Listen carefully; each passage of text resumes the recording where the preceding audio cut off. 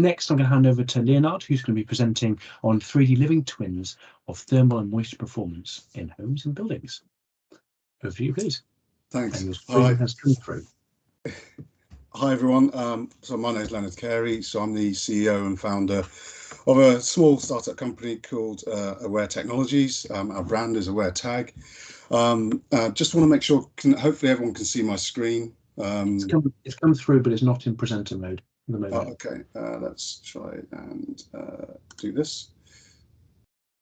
Is that any better? Fantastic. Okay, good.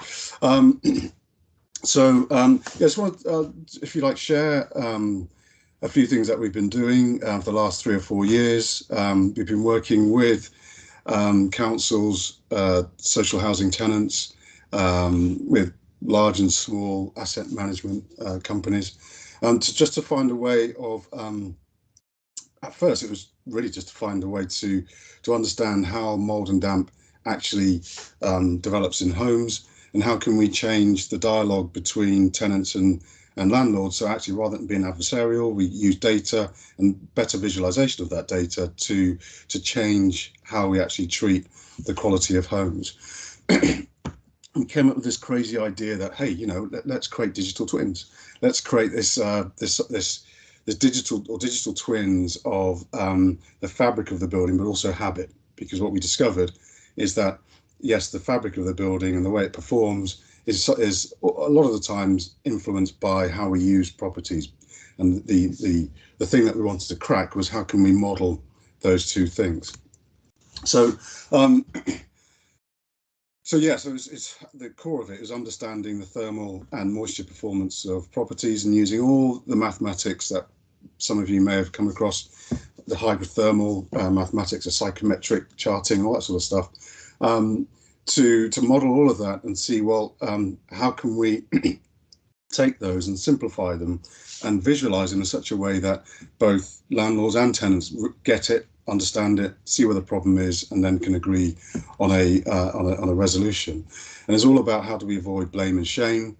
But on that journey, though, we found that we've done something a little bit more, involved, and we started to build what we think are 3D, if not say 4D, actually, because we've taken them over time, those digital twins of properties, and we can do them quite quickly, and we can do them with the consent of the tenants, because they get involved in placing the sensors down, but also they're adding other features to the model, which is all about the orientation, for instance, because orientation of buildings is a really important factor in the way that you get the solar gain and the way that property heats up and so on and so forth. So what we've come up with, starting to come up with, is how do we combine high fidelity data, but also tenants, occupants, in adding to those feature sets so that we can truly build these living digital twins. I'm just going to go to, so I don't know, can you see this? We can, yes.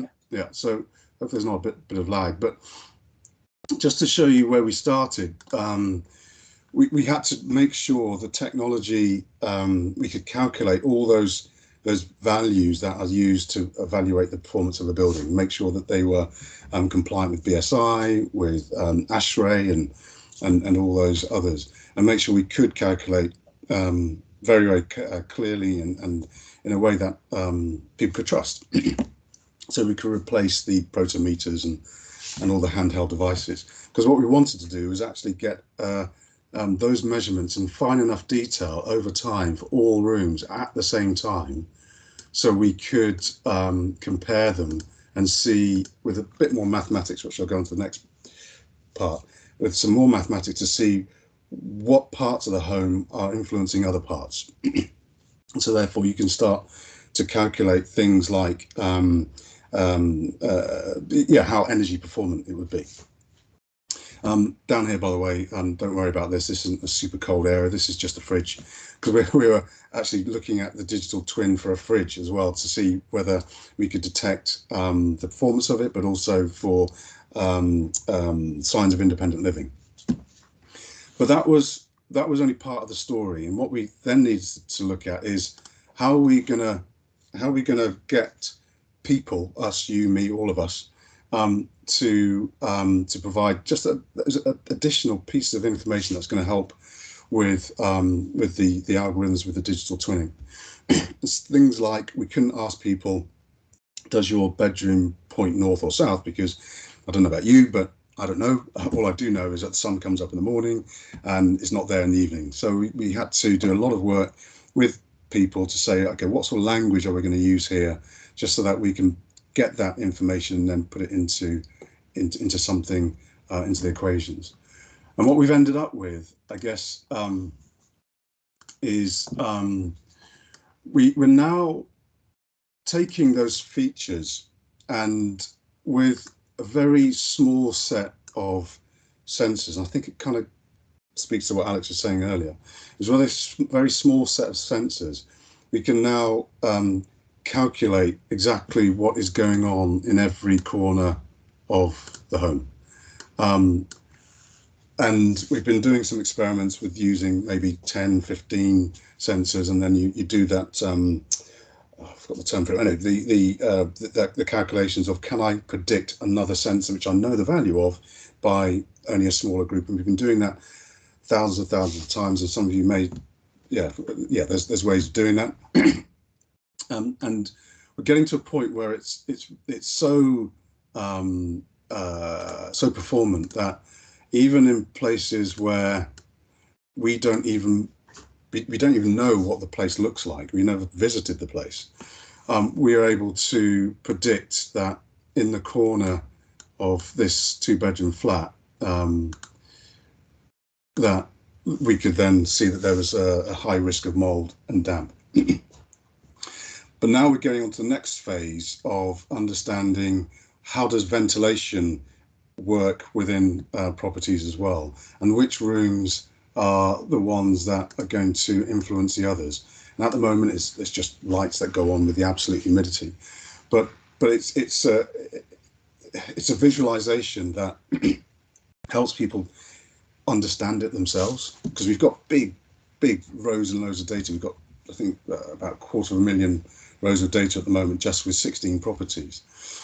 But when we show people what it looks like, they start to get like this, and with these visualizations over time, they can start to see and start to share what they're going to do about it. The next phase in our journey is to look at some of these effects and how they have an effect on health.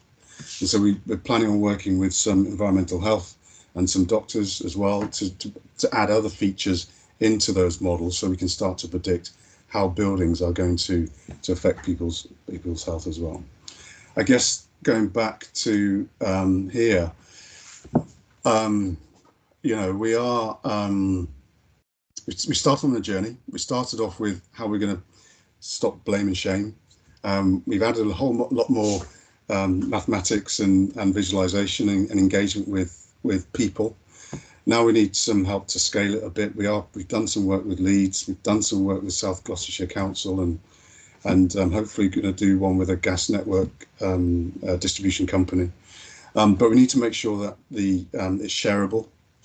We need to make sure that there is governance around what we're doing. We've tried to deliver or create all of this by consent, rather than by public task and legitimate interest. It's all about bringing people along with you to create these models. I'm going to end it there because I've probably gone over my 8 minutes, and we've still got so much more to go. But thank you very much.